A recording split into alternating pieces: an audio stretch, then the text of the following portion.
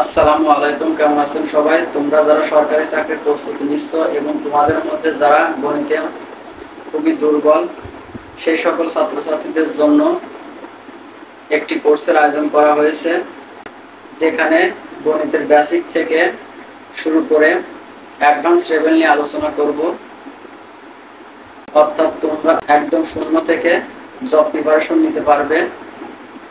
তো আজকের ক্লাসে তোমাদেরকে রোমান কাউন্টিং সিস্টেম অর্থাৎ রোমান গণনা পদ্ধতি এবং গণিতের যে সকল প্রক্রিয়া চিহ্ন আছে সে সকল বিষয় নিয়ে আলোচনা করব। তো চলুন কথা না বাড়িয়ে শুরু করা যাক। তাহলে প্রথমে আমরা শিখব কি রোমান কাউন্টিং সিস্টেম।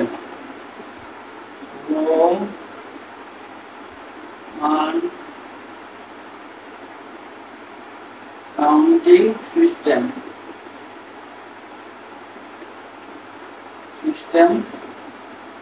অর্থাৎ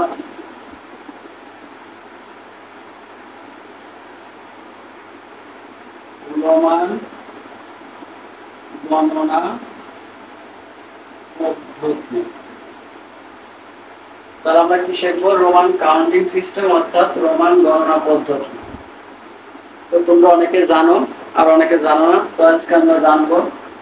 তো আমরা তো সবাই কি জানি, যেমন এটা হচ্ছে কত? 1। এককে যদি আমরা রোমান সংখ্যায় প্রকাশ করতে চাই তাহলে আমরা লিখবো হচ্ছে আই। এবার আমরা যদি দুইটাকে রোমান পদ্ধতিতে প্রকাশ করতে চাই তাহলে দুইটা কি দেবো? আই দিব। সেম একইভাবে আমরা যদি 3 লিখতে চাই তাহলে দিব হচ্ছে 3টা আই, 2 3। তাহলে দেখুন 1 হলে একটা আই, 2 হলে দুইটা আই, 3 হলে তিনটা আই। এবার আমরা যদি 4 লিখতে চাই তাহলে আমাদেরকে কি করতে হবে? আমরা 4টা দিতে পারবো না। কেন পারবো না? কারণ আমরা যখন 5 লিখবো, দেখুন 5 কে আমরা লিখি ভি দ্বারা। 5 লিখবো কি দ্বারা? ভি দ্বারা। তাহলে 4 যদি আমরা লিখতে চাই তাহলে এখানে দেখুন 4 লিখলাম, 4 এর বাম পাশে আমরা কি দেব? একটা আই দিয়ে দেব। অর্থাৎ যদি বাম পাশে বসাই তাহলে কি হবে? 5 থেকে 1 বাদ যাবে, অর্থাৎ সমান সমান, অর্থাৎ কত হবে? 5 - 1 = কত? 4। আর দেখুন যেহেতু 5 লিখছি তাহলে 5 থেকে আমরা কি করলাম? ভি মানে 5 থেকে 1 বাদ দিলাম, তাহলে থাকলো 4। এবার যদি আমরা 6 লিখতে চাই তাহলে আমরা লিখতে পারি কি? দেখুন এখানে ভি দিলাম, ভি দেওয়ার পরে এর ডান দিকে কি দেব? আই চিহ্ন দেব। অর্থাৎ কত হবে? 5 + 1। তাহলে কত আসলো? আমার 6 আসলো। সেম একইভাবে যদি আমরা 7 লিখতে চাই তাহলে ভি দিয়ে দুইটা আই দিব। তাহলে অর্থাৎ কত হবে? 5 + 2 = 7। একইভাবে কত? যদি 8 লিখি তাহলে আমরা লিখতে পারি কি? ভি দিয়ে 1 2 3 তিনটা আই দিলাম। তাহলে আমরা কত? 5 + 3 = 8 বের করলাম। এবার যদি আমরা 9 লিখতে চাই তাহলে কি 9 লিখতে হলে তার আগে আমাদের জানতে হবে 10 কিভাবে প্রকাশ করা যায়। তাহলে 10 কে আমরা লিখতে পারি 10 = x। তাহলে x মানে কত? 10। তাহলে এই ক্ষেত্রে যদি আমরা 9 লিখতে চাই তাহলে আমরা কত লিখব? তাহলে সেম একইভাবে 10 লিখলাম, বাম দিকে যদি 1 বিয়োগ করি, আইটা বাম দিকে যদি আই বসাই তাহলে পাবো কত? আমরা 9। অর্থাৎ 10 - 1 = 9। এবার যদি আমরা 11 লিখতে চাই তাহলে আমরা লিখতে পারবো কত? x দিয়ে তারপরে কি ডান দিকে i দিয়ে দেব। অর্থাৎ 10 + 1 = 11 বের করলাম। একইভাবে সেম এভাবে আমরা কত লিখতে পারি? যদি আমরা লিখি এখানে আমরা যদি এবার একইভাবে আমরা যদি 12 লিখতে চাই তাহলে আমরা লিখতে পারি x দিয়ে কত দিব? দুইটা i দিব। তাহলে এখানে কত? 10 + 2 = কত? 12 বের করলাম। তাহলে সেম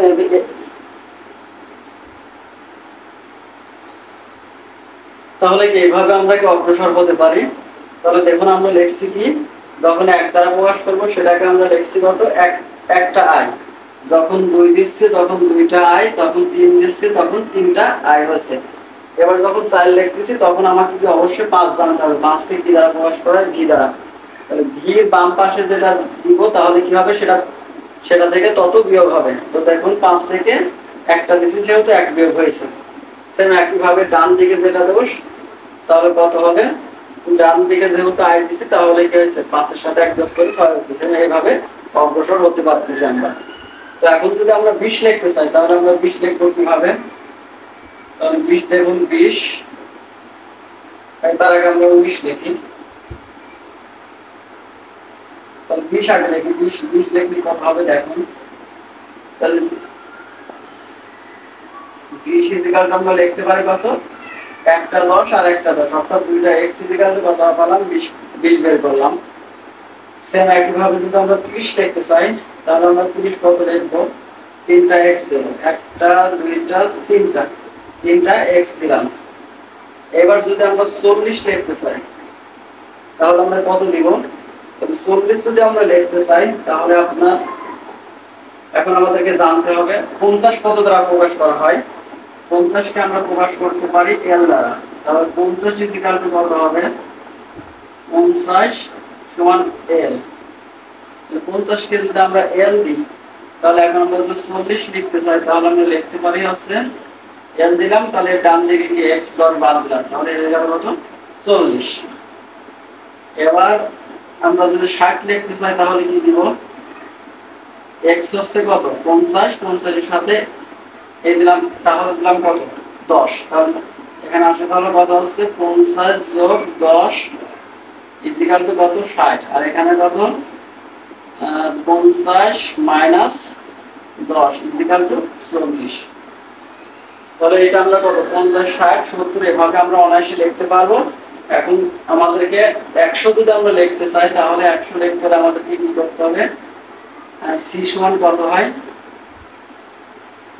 100 কে কি দ্বারা প্রকাশ করা হয়, 100 কে c দ্বারা প্রকাশ করা হয়। তাহলে 100 কে কত দ্বারা প্রকাশ করব, c দ্বারা। এখন 100 কে যদি c দ্বারা প্রকাশ করি তাহলে আমরা c লিখতে পারতেছি। এবার যদি আমরা কত লিখব, 1000 লিখতে চাই 100। এবার যদি আমরা 500 লিখতে চাই তাহলে 500 কে কি দ্বারা প্রকাশ করা হয়, d দ্বারা। আর 1000 কে প্রকাশ করা হয় কত দ্বারা, 1000 কে প্রকাশ করা হয় n দ্বারা। মূলত এই সংখ্যাগুলো দ্বারাই কি, এই সংখ্যাগুলো দিয়েই রোমান সংখ্যা প্রকাশ করা যায় এবং যে কোনো সংখ্যা লিখতে পারা যায়। অর্থাৎ আমাদেরকে মনে রাখতে হবে কি, সংক্ষেপে লিখে দিই আমি,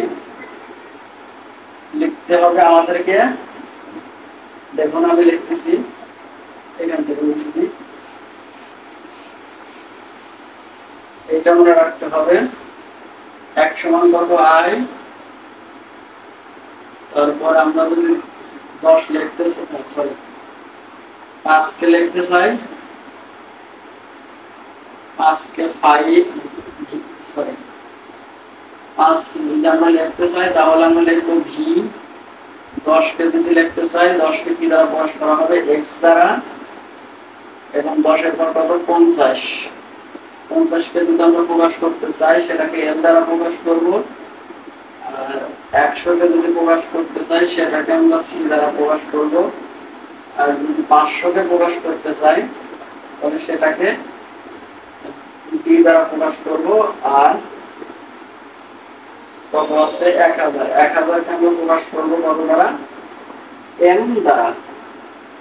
তো দেখুন এখানে যখন 1 কে প্রকাশ করতেছি একটা i দ্বারা, 5 কে প্রকাশ করতেছি v দ্বারা, 10 কে প্রকাশ করতেছি x দ্বারা, 50 কে প্রকাশ করে কত l দ্বারা, 100 কে c এবং 500 কে d এবং 1000 কে m দ্বারা প্রকাশ করা হয়।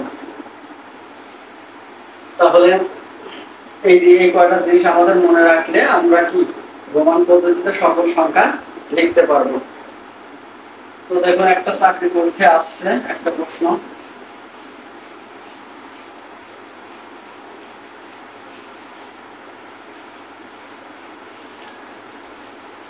আমাদেরকে এগুলো মনে রাখতে হবে।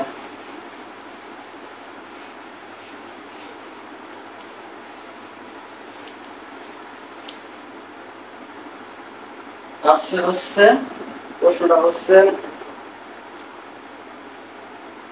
রোমান প্রতীক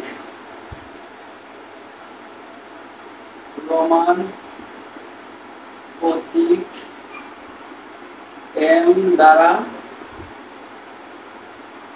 নিচের কোনটি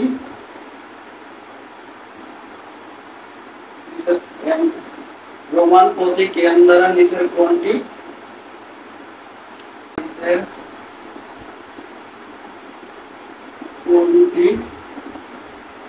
অর্থ প্রকাশ করবে? তো দেখুন এখানে দেওয়া আছে ক নাম্বারে দেওয়া আছে 50, খ নাম্বারে দেওয়া আছে 100, গ নাম্বারে দেওয়া আছে 1000, ঘ নাম্বারে দেওয়া আছে 10। তো যেহেতু আমরা এম প্রতীক দ্বারা কত জানি 1000 জানি, তাহলে কত হবে? आंसर হবে 1000। এটা আসছিল হচ্ছে আপনার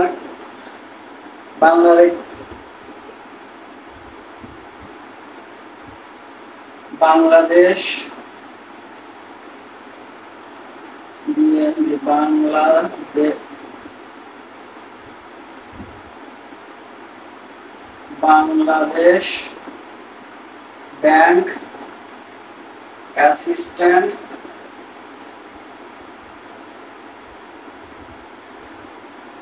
ডিরেক্টর।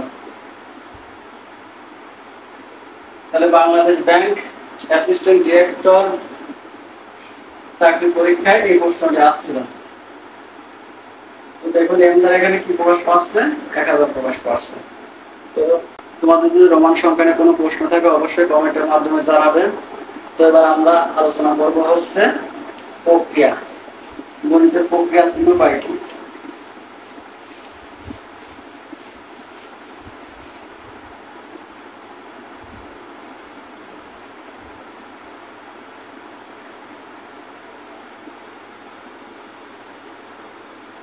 প্রক্রিয়া চিহ্ন। তো গণিতের প্রক্রিয়া চিহ্ন আছে এক হচ্ছে কি গণিতের প্রক্রিয়া চিহ্ন আছে 4টি। কয়টি? 4টি। এক হচ্ছে কি যোগ, বিয়োগ, তারপরে কি গুণ, আর একটা হচ্ছে ভাগ।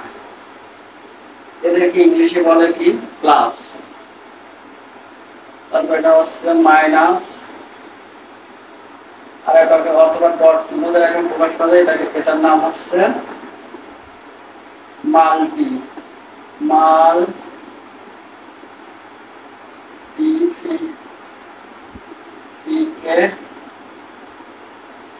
মাল্টিপ্লিকেশন অথবা ইনটু বা ডট বলে। আর এই চিহ্নটাকে বলে বাংলায় বলে ভাগ, আর ইংলিশে বলা হচ্ছে ডিভাইডেড বা ডিভিশন বলে। ভাগকে বলে ডিভিশন, ডিভিশন। তাহলে প্রক্রিয়া চিহ্ন কয়টি? 4টি। এক হচ্ছে যোগ, বিয়োগ, গুণ, ভাগ। তো একটা নাম হচ্ছে ইংলিশে বলে প্লাস, মাইনাস, মাল্টিপ্লিকেশন বা ইনটু অথবা ডট বলে, আর ভাগকে কি বলে? ডিভিশন বলে। তো মূলত এই ছিল আমাদের আলোচনা। দেখা হচ্ছে পরবর্তী নেক্সট ক্লাসে।